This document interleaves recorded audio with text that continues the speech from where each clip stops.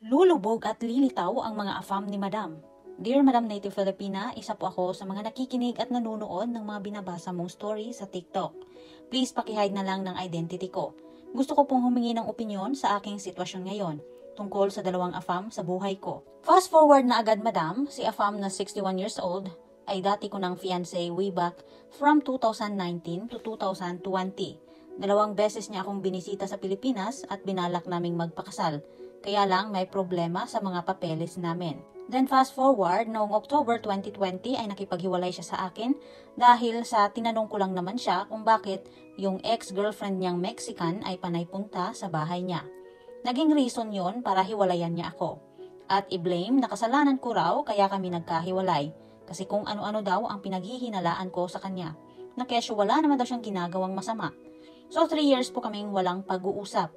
Until nitong June 2023 ay nagkaroon ulit ng way para magka-chat kami at sumubok muli sa pangalawang pagkakataon sa LDR namin. Fast forward September 2023 ay na-upset na naman siya sa akin into something. And then after that, hindi na naman ako kinausap at silent treatment na naman ang ginagawa sa akin. Until dumaan ang mga araw at kahit birthday ko the following month, wala man lang paramdam.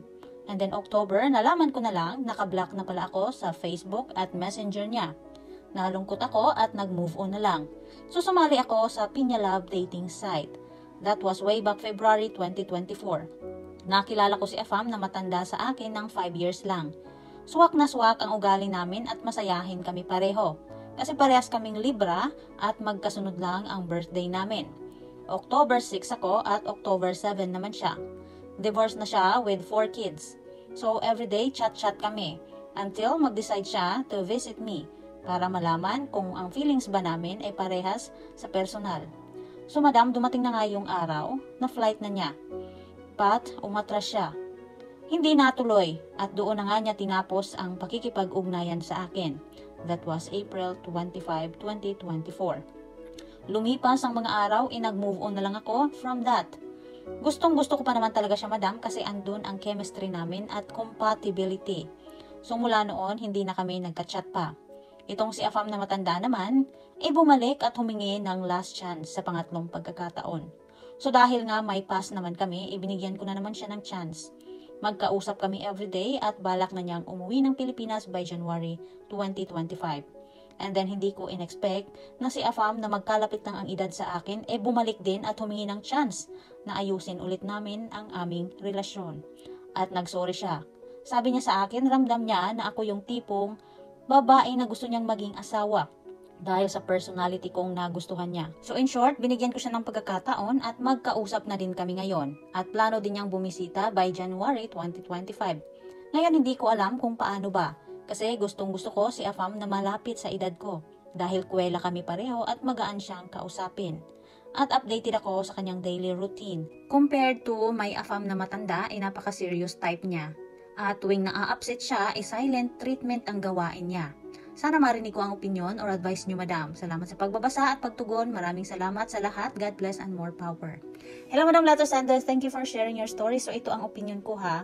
Halatang halata kung masaya ka sa Afam number 2 na 5 years lang ang pagitan ng edad nyo. Kung ako naman ang tatanungin mo Madam, sure na sure akong susuportahan kita kay Afam number 2. Kasi nga, doon ka masaya at gustong gusto mo nga din.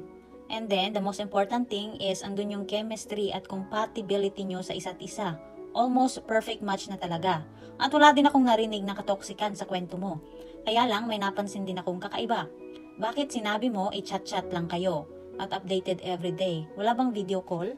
Please siguraduhin mo munang hindi siya scammer Madam ha. And once sure ka na hindi siya scammer, then pwedeng siya ang piliin mo. So by the way, dun sa matandang Afam, kinumpara mo ang ugali nilang dalawa na medyo seryoso siya at once nagtampo, magiging cold ang treatment sa'yo. May edad na nga kasi siya Madam, kaya alam mo na kung bakit ganyan ang attitude niya. Kaya nga sinasabi ko, kailangan nyo ng mahabang pasensya kung may edad na ang Afam nyo. Kasi hindi maiiwasan ang ganyang senaryo sa relasyon. At kung hindi nyo kinakaya, hanap mo na ng mas bata ha. Kasi naman, napakaswerte mo na lang talaga kung may edad na yung Afam mo at still sobrang matino pa. Ngayon sender, isipin mo ang future mong kasama itong matandang Afam. Kakayanin mo ba? Ikaw lang ang tanging nakakaalam kung anong klaseng mga pag-uugali ang meron siya. Kasi nga nagkita na rin naman kayo ng personal at 2 beses pa. Ikaw lang din ang makakapagtansya kung kakayanin mo bang makisama sa kanya. Anyway, sender, nagbalak nga kayong magpakasal, 'di ba? So, meaning okay naman, kinakaya mo naman ang pag-uugali ng AFAM na ito, 'di ba? So, madam, hindi natin alam no kung hanggang saan tatagal yung usapan nyo ng matandang AFAM mo.